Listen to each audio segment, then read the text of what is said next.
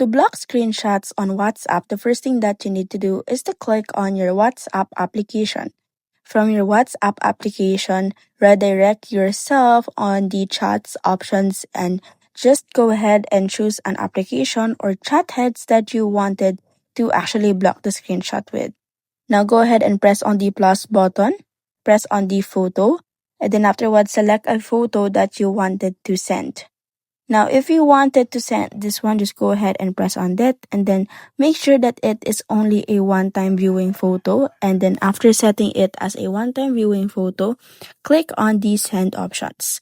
So once you have already set it as a one-time viewing photo, the other person will no longer screenshot the photo since it is already limited time that it will appear on their end.